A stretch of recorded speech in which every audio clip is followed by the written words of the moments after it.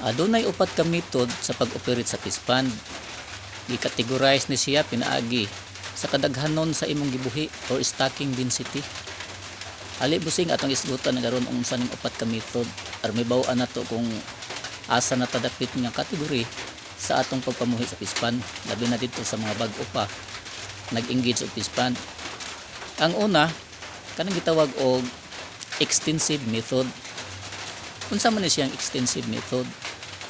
Kaning extensive method usa na siya ka pamaagi sa pagpamuhi sa fish pond nga wala magamit og teknolohiya. Kumbaga sa ato karong pinulungan gitawag ni siya og kinaraan nga mga style.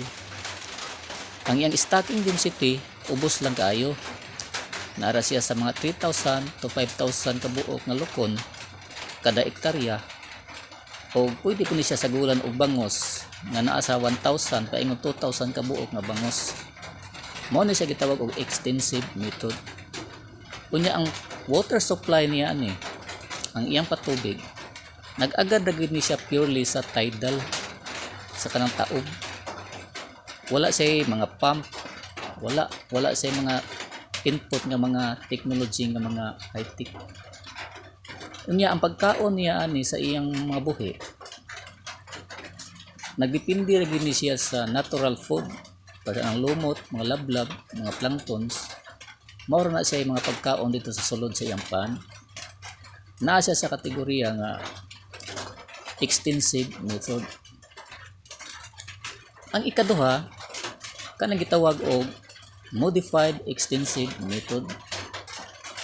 Kaning modified extensive method medyo taas-taas na siya stocking density dito sa extensive method.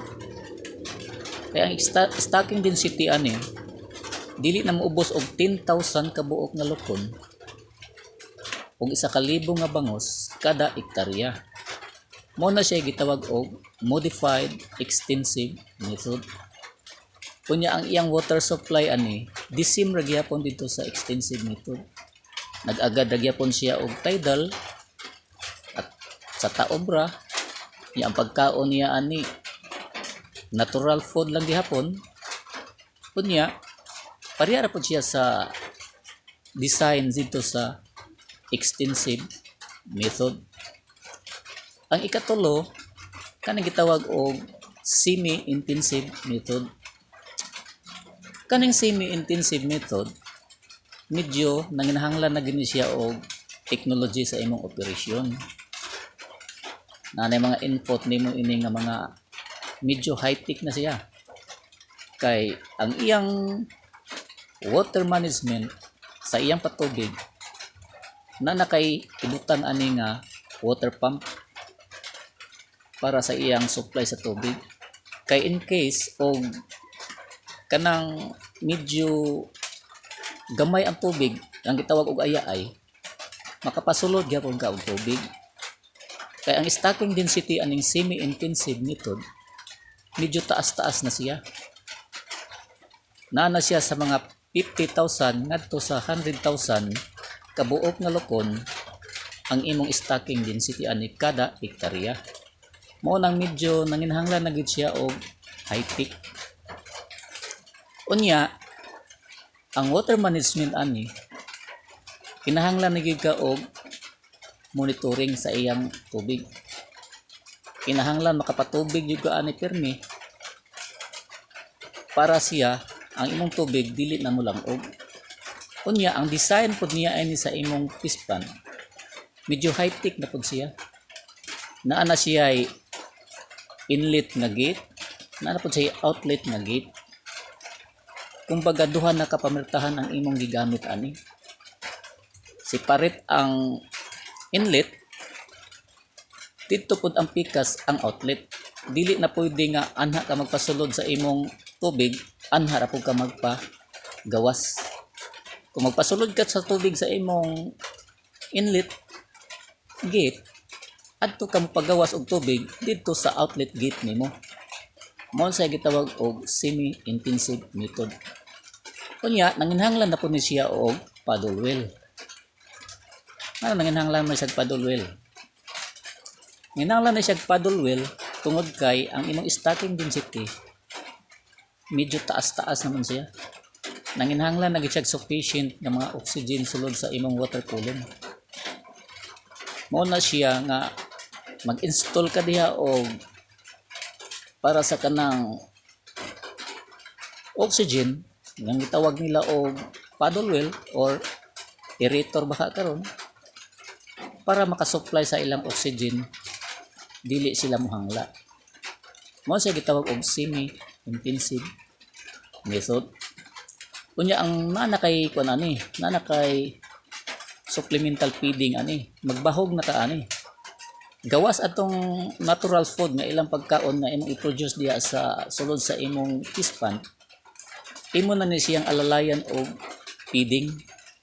Pahugan na nimo ni siya. Kay tungod sa ilang kadaghanon sa sulod sa ilang fish pond, ang kadtong mga natural food nga ilang pagkaon dili na to sufficient. So na-tendency nga magmalnourish sila. Munang kinahanglan na siya og feeding. Ang kalainan adto sa extensive method is wala ka nag-feeding. Ang kaning semi-intensive method medyo nag-feeding na kaani. Unya, ang ikaupat kaning intensive method. Kaning intensive method na pamaagi sa pag-operate sa fish pond.